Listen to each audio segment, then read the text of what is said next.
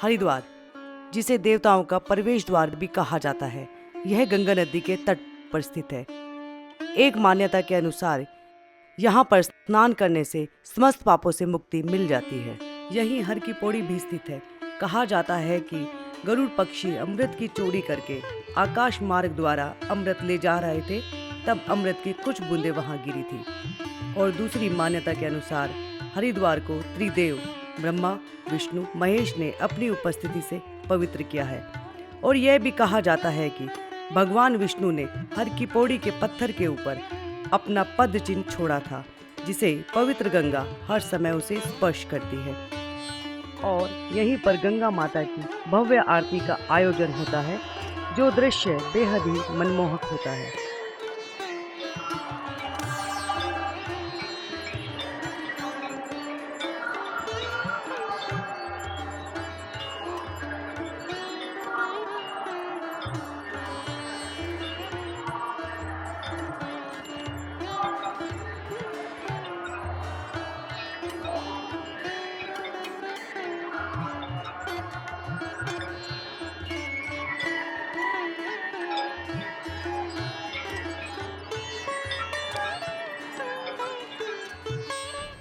नमस्कार, मैं प्रतिभा। स्वर्णानंद ब्रह्मचारी जी आज हमारे साथ हैं और गुरु जी ज्योति मठ बद्रिका आश्रम हिमालय से हैं। गुरु जी स्वागत है आपका। गुरु जी सबसे पहले तो थोड़ा सा आप हमें अपने बारे में बताइए। उसके बाद आदि शंकराचार्य जी की जो एक परंपरा चली हुई आ रही है, जिसमें रंगों का बड़ा महत्व है, दंड का बड़ा महत्व है, उनके अपने जो नियम है, कृपया करके उससे जनता को परिचित कराइए। शंकरम शंकराचार्यम केशवम बादरायणम सूत्रभाष्य बंधव कृतौ वंदे भगवंतो पुनः पुनः। जी, हमारे सनातन धर्म में, हमारे भारतवर्ष में जब जब धर्म की जब क्षति होती है जी, तो भगवान हमारे जो है किसी न किसी रूप में अपना अवतार धारण करते हैं। जी, तो आज से करीब 2500 वर्ष पूर्व जो है ऐसा समय आ गया था कि हमारा सनातन धर्म प्रायः जो है विलुप्त होने लगा था और बौद्ध धर्म जो है पूर्ण अवस्था में पहुँच चुका था। जी, ऐसी दशा में दक्षिण भारत में कालिडी ग्राम केरला में जो है एक दंपति रहते थे, आर्यमय और शिव गुरु जी। तो आप भगवान शंकर के बहुत ही बड़े उपासक थे। जी। नित्य उनकी आराधना पूजन में ही लीन रहते थे। जी। परंतु अवस्था धीरे धीरे उनकी बढ़ती जा रही थी और जो गृहस्थ आश्रम में जाने का जो सुख होता है कि पुत्री की प्राप्ति हो, तो वो उनको हो नहीं रही। तो मन में उनके बहुत दुख क्लेश बना हुआ था कि ये संकट जो है हमारा कैसा हो। बार बार वो मन में उनका चिंतन में आता था कि मेरे ये गृहस्थ धर्म का जो है जी। तब जो है आरण्य शिव गुरु को जो है भगवान शंकर ने जो है स्वप्न में उनको जो है दर्शन दिए और दर्शन देकर कहा कि आपको 100 पुत्र चाहिए जो सामान्य तौर पे रहते हैं, आते हैं, चले जाते हैं, या एक पुत्र चाहिए जो अल्पायु होगा, वो सर्वज्ञ होगा जी। तो उन्होंने कहा कि हमको तो ऐसे पुत्र चाहिए जो हमारा नाम को रोशन करे, आगे बढ़ाए और हमारी सनातन धर्म की रक्षा हो उससे। हमको ऐसा ही जो सर्वज्ञ पुत्र चाहिए जी। तो ऐसा तो कोई दूसरा संभव नहीं था आना। तो भगवान शंकर ही स्वयं जो है शंकराचार्य के रूप में आए। शंकरम शंकराचार्यम केशवम बादरायणम सूत्रभाष्य कृतौ वंदे भगवंतो पुनः पुनः। भगवान शंकर ही शंकराचार्य के रूप में आए। गुरु जी, जो सनातन धर्म है उसमें भगवा कलर का क्या महत्व है, और उनके साथ कुछ ऐसी चीज़ें हैं जो किसी और धर्म में हमने देखी नहीं है, जैसे उनके पीछे एक चांदी का जो वो चलता है, आप उसके बारे में कृपया करके थोड़ा सा हम विस्तार से बता दीजिए। ये शंकराचार्य जी के जो है ये जो है चिन्ह है उनकी जी। शंकराचार्य जी को राजा के समान जो है पद उनका होता है जी। तो उसमें छत्र है, चमर है, सिंहासन है, कमंडल है जी, है, ये उनके प्रतीक हैं जी। ये जब भी वो कहीं पर भी जाएंगे, कहीं पर भी बैठेंगे, ये प्रतीक चिन्ह उनके एक प्रोटोकॉल होता है जी। उनके हाथ में ही जाएंगे वो। तो एक छत्र वाले होते हैं, एक चमर होती है जो दुलाते हैं, चमर है और छड़ी है जी, और आपका जो है कमंडल है, ये उनके जो है प्रतीक चिन्ह है और ये उनके हाथ में हमेशा जो है चलते हैं। और भगवा कलर का क्या महत्व है सर? भगवा कलर का मतलब है एकत्व, जो है एकत्व भाव।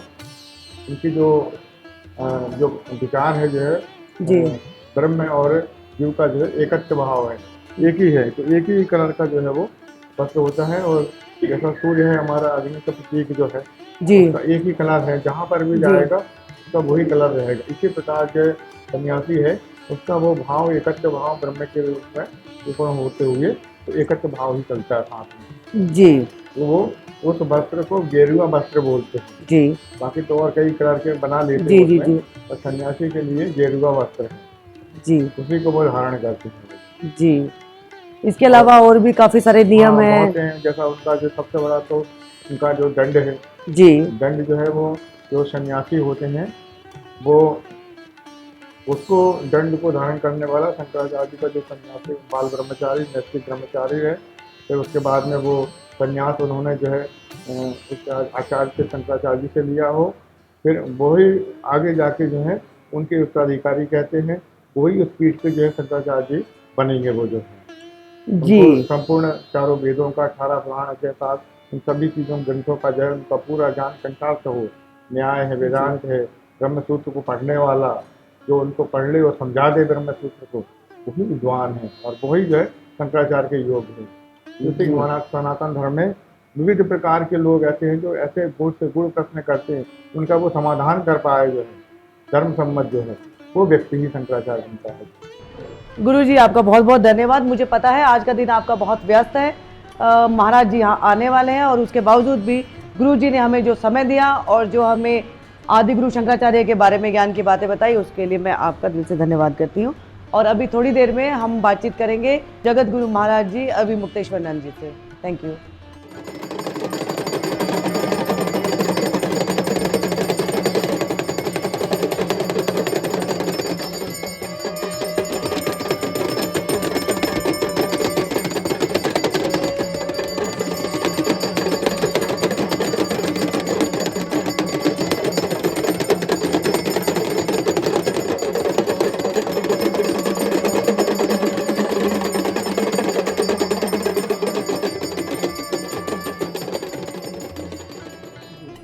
प्रणाम महाराज जी। महाराज जी, सनातन धर्म वास्तव में क्या है और इसकी नींव क्या है?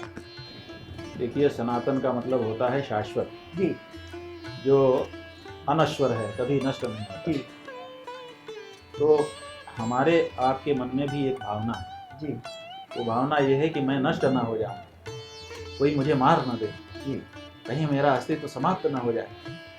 यही हमारे मन में सबसे बड़ा भय है। ये जो भय है, इसी भय को दूर करने वाली जो वस्तु है, उसी का नाम है सनातन धर्म। जी जो सनातन धर्म को अपना लेता है वो कभी नष्ट नहीं होता। क्यों? क्योंकि वो सनातन तत्व को समझ जाता है। क्या हमें अपने वेदों को स्कूलों में पढ़ाना अनिवार्य कर देना चाहिए या पहले से ही हो जाना चाहिए था? देखिए, जिस ग्रंथ के आधार पर जी हमारा सारा जीवन चलने वाला है, जी उस ग्रंथ को अगर हम नहीं पढ़ेंगे जी तो फिर तो हम इसका मतलब अपने जीवन को ही नहीं समझना चाहते हैं। तो हमारे पूर्वजों ने जिस वाणी में हमको अपने अनुभव प्रदान किए हैं, अगर उनको हमारी आने वाली पीढ़ियाँ नहीं पढ़ेंगी, नहीं आत्मसात करेंगी, तो फिर वो रही नहीं जाएंगी जो उनको होना चाहिए वास्तव में। इसलिए वेदों का जो ज्ञान है, उस ज्ञान को प्रत्येक सनातन धर्मी बालक को उपलब्ध कराया जाना चाहिए। ये उसका मतलब मूलभूत अधिकार है, उसको उससे वंचित नहीं किया जा सकता। जी महाराज जी, क्या आप मानते हैं कि धर्म का प्रयोग कुछ लोग अपनी स्वार्थ की पूर्ति के लिए किए जा रहे हैं या इसका पॉलिटिकल एजेंडा बनाया जा रहा है? अरे पॉलिटिकल ही क्यों, केवल राजनीतिज्ञ ही इस समय धर्म को अपना लाभ का साधन नहीं बना रहे हैं। जी बहुत से दूसरे क्षेत्र के लोग भी हैं, वो भी धर्म को साधन बना ले रहे हैं। तो जो भी धर्म को साध्य नहीं बल्कि साधन बना रहा है, जी साध्य का मतलब है कि जिस को हम पाना चाहते हैं, और साधन का मतलब है कि जिसके द्वारा हम कुछ पाना चाहते हैं। तो असल में धर्म साध्य है, साधन नहीं है। तो जो लोग भी उसको साधन बना रहे हैं किसी और चीज की प्राप्ति के लिए, वो लोग धर्म के साथ अन्याय कर रहे हैं, जी चाहे वो राजनीतिज्ञ ही क्यों ना। महाराज जी, धर्म बड़ा होता है या कर्म? देखिए, कर्म जो है जब वो वेदोक्त हो जाता है तो वही धर्म हो जाता है। ठीक है ना। धर्म और कर्म में अंतर यही है कि कर्म जो है कुछ भी किया वो कर्म है, लेकिन अगर उसको वेदोदित मार्ग से किया, प्रिस्क्राइब्ड वे में किया, तो वही धर्म हो जाता है। हमारा कर्म ही हमारा धर्म हो जाता है जब हम वेद के शास्त्र के कहे अनुसार करते हैं। महाराज जी, किसी भी मंदिर की मूर्ति की प्राण प्रतिष्ठा केवल एक बार की जाती है, अभी आपका हालिया बयान आया है, आप ध्वजारोहण करेंगे और प्राण प्रतिष्ठा के बारे में भी आपने कुछ कहा है, उसके बारे देखिए, में प्राण आप प्रतिष्ठा के बारे में हमने ये कहा है जी कि मंदिर की प्रतिष्ठा होती है। जी मंदिर अभी बना नहीं था, जी प्रतिष्ठा करने की बात कही गई, जी तो हमने ये कहा कि भाई मंदिर बन जाए तभी तो प्रतिष्ठा हो सकती है, बिना मंदिर बने कैसे मंदिर की प्रतिष्ठा होगी। अब कुछ लोगों ने वहां पर प्रतिष्ठा की बात कही कि हम प्रतिष्ठा कर रहे हैं, मंदिर बना ही नहीं है तो प्रतिष्ठा कैसे हो जाएगी। तो इसीलिए हमने कहा कि जब मंदिर बन जाएगा तब प्रतिष्ठा होगी। क्या कारण था कि हमारे देश के महामहिम प्रेसिडेंट जी चारों शंकराचार्य जी भी राम मंदिर में उपस्थित नहीं थे उनके प्राण प्रतिष्ठा क्योंकि में? जो आयोजक थे जी वो ऐसा नहीं चाहते थे, इसीलिए महामहिम राष्ट्रपति महोदया भी नहीं गई जी और शंकराचार्य गण भी इसका नहीं कारण गए। ये उनसे पूछा जाना चाहिए कि जी आप ऐसा क्यों नहीं चाहते थे। देश का राष्ट्रपति आ जाता, जी शंकराचार्य गण पधार जाते तो क्या दिक्कत हो जाती है, जी आपको पूछा जाना चाहिए। बिल्कुल। महाराज जी, गौमाता संरक्षण का अभियान चलाने की आपको क्या जरूरत महसूस हुई, जबकि केंद्र सरकार और यूपी सरकार ने तो गौमाता संरक्षण की बात कही थी? देखिए, संरक्षण कहना अलग है और करना अलग है। जी हमने आप चैनल के माध्यम से, पत्रकारों के, मीडिया के माध्यम से ये जाना समझा है, और अलग तरह से भी लोग बताते ही रहते हैं कि वर्तमान सरकारें गौ हत्या को बढ़ावा दे रही हैं। जी गौ मांस का जो निर्यात है उसका जो सूचकांक है वो ऊपर उठता चला जा रहा है। पूरे विश्व में नंबर 1 नंबर 2 की लड़ाई इस समय हमारी चलने लग गई। मतलब हम नंबर 2 तक आ गए हैं, नंबर 1 कैसे हो जाएं उस दिशा में बढ़ रहे हैं। जो गायों के कत्लखाने हैं उनके लाइसेंस बढ़ गए हैं, जो गायों को काटने की मशीनें हैं उन पर सब्सिडी बढ़ गई है, पुरानी सरकारों से अधिक हो गई है, और गौ हत्यारी कंपनियों से चंदा भी बड़ी मात्रा में लिया जा रहा है। गायें दिखना बंद हो गई हैं, जो देशी गायें हैं हमारी, हम पहले ज़्यादा उनका चले जाते थे तो जगह जगह गायें खड़ी दिखाई देती थी, अब इक्का दुक्का दिखाई देने लग गई हैं। जो हमारी जनगणना है, उस जनगणना में जब हमारा भारत देश आज़ाद हुआ था तो हमने रिकॉर्ड में पढ़ा कि 78 करोड़ गायें थी हमारे देश में। आज 17 करोड़ 19 करोड़ केवल गाय 17 करोड़ गाय रह गई है 2019 में जो जनगणना हुई है। तो इसका मतलब है कि निरंतर घट रही हैं। एक दिन में 1 लाख के करीब गायों की हत्या होती चली जा रही है। इसका मतलब एक वर्ष में 3 करोड़ 65 लाख गाय कट जाएगी, तो 17 करोड़ बची है 19 में। अब आ गया 24, 5 साल हो चुके, अब तो गाय बची ही नहीं है। अब तो मतलब केवल देखने के लिए कुछ जगह पे थोड़ी थोड़ी बची है। अब उसको भी अगर काट दिया जाएगा अगले 2-4 सालों में, तो फिर हम तो केवल चित्र में, इतिहास में पढ़ पाएंगे। तो ये गाय को बचाने का अंतिम मौका है। अगर अभी हम नहीं खड़े हुए तो कभी नहीं हमको गाय मिलेगी। ये जान करके हमको खड़ा होना पड़ रहा है और पूरी ताकत से खड़ा होना पड़ रहा है। जी, जैसा कि आज के कार्यक्रम में आपने गौ सांसद की बात कही थी, गौ सांसद क्या है, 543 गौ सांसद मनोनीत करने के पीछे आपका क्या उद्देश्य है, आम जनता के बीच यह सांसद क्या कार्य करेंगे? देखिए, ये जो सांसद हैं हमारे देश के, जी यही लोग कानून बनाते या बिगाड़ते हैं। जी संसद में कानून लाया जाता है, यही लोग प्रस्तुत करते हैं, यही लोग फिर उसको पारित करते हैं, यही लोग उसका मसौदा तैयार करते हैं, माने उसमें संशोधन आदि करते हैं। तो गाय के बारे में कानून बनना है।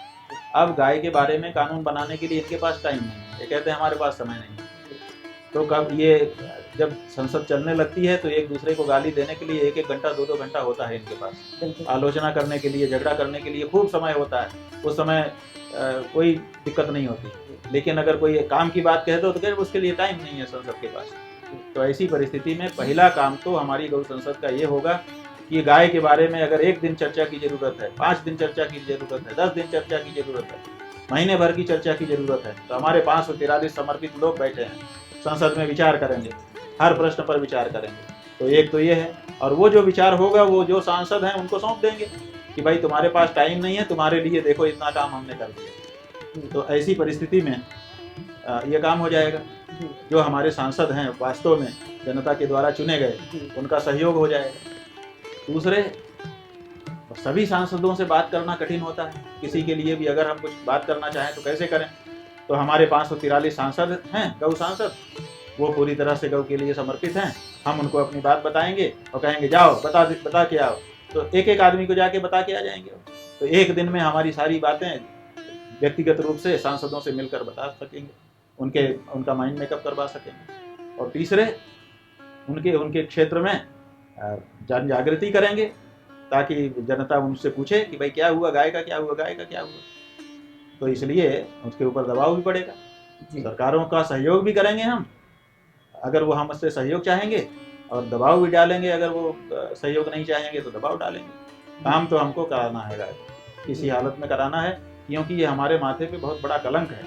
हमको पाप लग रहा है गौ हत्या का, और हमारी पूरे संसार में जग हंसाई हो रही है। ये देखो हिंदू ये गाय को माँ भी कहते हैं और काट काट के उसकी बोटी बेचते भी हैं। ये कोई भी कौम पूरे संसार की, चाहे वो मुसलमान हो, चाहे ईसाई हो, चाहे कोई हो, यहाँ तक कि आदिवासी भी, जिसको माँ कह देते हैं ना, उसके ऊपर वार नहीं करते। ये हम हैं जिनके ऊपर ये कलंक लग रहा है, जबकि कोई भी हिंदू ये नहीं करता है, लेकिन हम जिसको चुन देते हैं वो लोग जा करके इसको बढ़ावा देते हैं।